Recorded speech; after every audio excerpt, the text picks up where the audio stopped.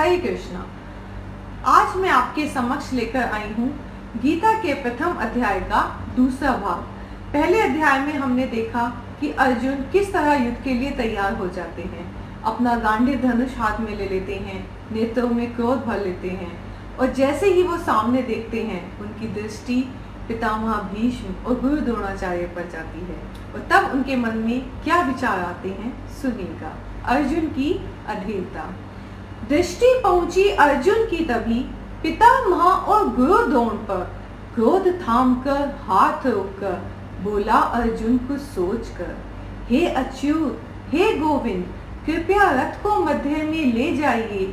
जिनके साथ संघर्ष है मेरा उनका अवलोकन कराइए। देखूं तो उस सेना में कौन कौन दुर्योधन का चाहते हैं भला, कितने महाराजा साथ हैं उसके और कैसा उसने है व्यूह रचा। तो अर्जुन जो है अपने मन की पीड़ा छिपाकर भगवान कृष्ण से कहते हैं कि कृपया रथ को बीच में ले जाइए, मैं देखना चाहता हूँ दोनों सेनाओं को। कृष्ण तो ऋषिकेश हैं, वे हम सबके हृदय के स्वामी हैं। पहचान गए अर्जुन के हृदय की पीड़ा, वे तो अंतर्यामी हैं। भगवान कृष्ण जिनका नाम ऋषिकेश है, हम सबके हृदय में वास करते हैं। हम सबके हृदय में क्या चल रहा है वे सब जानते हैं। तो अर्जुन के हृदय में क्या पीड़ा थी उन्हें सब पता था।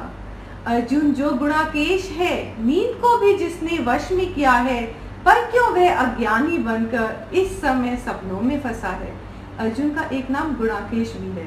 उनको अपनी नींद पर नियंत्रण था, वो कितने दिनों तक बिना सोए रह सकते थे, लेकिन अभी वो अज्ञानी बनकर सपने में सोच रहे हैं कि क्या होगा। वैसे अर्जुन के हृदय में ये मोह कृष्ण ने स्वयं रचा था। इस गीता के ज्ञान द्वारा हम सबका उद्धार छिपा था। तो जो अर्जुन के हृदय में जो मोह जगा हुआ है ये भगवान कृष्ण ने स्वयं रचा है। अर्जुन तो बहुत बड़े ज्ञानी थे, लेकिन भगवान कृष्ण को अर्जुन के माध्यम से हमें ज्ञान देना था और बताना था कि युद्ध का परिणाम भयानक तो होता है, लेकिन धर्म की रक्षा के लिए अधर्मी को मारना भी जरूरी होता है। तो हम सबको गीता का ज्ञान देना था, इसीलिए अर्जुन के हृदय में भगवान ने ये मोह जगाया था। भगवान कहते हैं, लो सारे कुरुओं को देखो, लाए कृष्ण मध्य में रथ। चाचा, मामा, ससुर, भाई, पुत्र, पौत्र और शुभचिंतक। तो भगवान कहते हैं, देख लो अपने सारे भाई बंधुओं को। जैसे ही आंख उठाई अर्जुन ने, दिखा सारा अपना परिवार। बचपन बीता था संग जिनके, पाया था जिनका लाड़ दुलार। तो जिनके साथ खेले थे, बड़े हुए थे, अब वो सब दिखाई दे रहे हैं। ओह कितना हूँ निर्लज में, अपनों का वध करने चला हूँ। थोड़ी सी भूमि पाने के लिए पाप ही कैसा करने चला हूँ। सोच कर यह सब उसके शरीर का अंग अंग कांप गया। त्वचा अग्नि सी जलने लगी और संताप से मुंह सूख गया। हाथों से थामा था गांडीव, वह गांडीव भी खिसक गया। सिर चकरा गया अर्जुन का और पैर भी लड़खड़ा गया। भय से, पीड़ा से हृदय में गिलानी थी, अपने को धिक्का रहे थे, तो उनका शरीर में परिवर्तन हो रहे थे, जैसे चिंता में, परेशानी में हम लोगों को होता है। तो हाथ जोड़कर बोले अर्जुन, युद्ध का परिणाम अमंगल होगा। चाहे पक्ष में हो या विपक्ष में, मेरे सुरजनों का ही वध होगा। जीत में मिल जाए तीनों लोग, अब मुझको स्वीकार नहीं। अपनों के इस खून से सजे राज सिंहासन से मुझे प्यार नहीं। अब मुझे चाहे राज सिंहासन भी मिल जाए, लेकिन चाहे तीनों लोग मिल जाए, लेकिन ऐसे सिंहासन का, ऐसे उसका क्या फायदा कि मुझे अपनों का वध करना पड़े। तातश्री के पुत्रों का वध कर मैं कैसे खुश रह पाऊंगा। इन सब की बलि देकर तो मैं केवल पाप कमाऊंगा। तो इन सब की बलि देकर केवल मुझे पाप ही मिलेगा। वे भरतवंशी हैं, कुटुंबी हैं मेरे, मैं कैसे कुटुंब का नाश करूं। हे माधव, इससे अच्छा तो मैं भिक्षु बन में वास करूं। तो वो कहते हैं कि वे भी राजा भरत के वंशज हैं, हम भी राजा भरत के वंशज हैं, तो एक ही वंश है, हम कैसे अपने वंश को ही खत्म कर सकते हैं। तो इससे अच्छा तो मैं चाहे भिक्षु बन जाऊं, लेकिन बहुत बड़ा नाश हो जाएगा।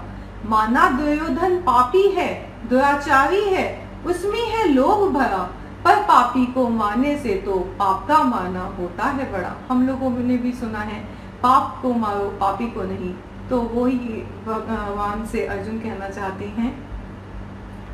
मैं पाप के सागर में जानबूझकर डूबना नहीं चाहता हूँ, यह गांडीव मैं रखता हूँ, अब युद्ध करना नहीं चाहता हूँ।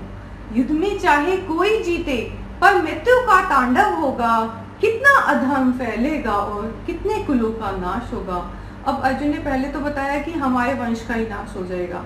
अब आगे बताते हैं कि युद्ध में हमारा वंश तो मरेगा ही, साथ में कितने सैनिक मारे जाएंगे, और जब समाज में पुरुष खत्म हो जाएंगे तो कितने पुरुष खत्म हो जाएंगे, तो फिर वृद्धों को, स्त्रियों को कौन संभालेगा। तो ये सब बातें बताते हैं कि कैसा समाज पर बुरा असर पड़ेगा।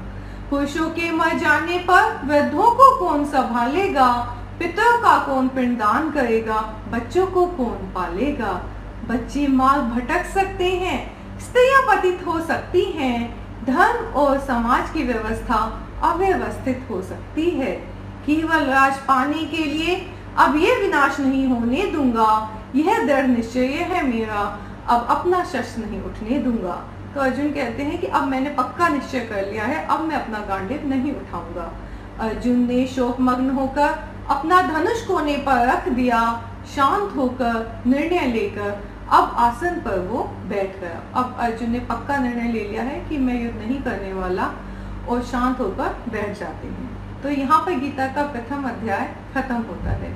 गीता के दूसरे अध्याय में हम देखेंगे कि किस तरह फिर अर्जुन भगवान कृष्ण को अपना गुरु स्वीकार करते हैं, और फिर भगवान कृष्ण अर्जुन को गीता में जो आत्मा का ज्ञान है, वेदों का ज्ञान है, वो सभी इस चैप्टर 2 में देंगे। तो अध्याय 2 की कविता जरूर देखिएगा। हरे कृष्ण।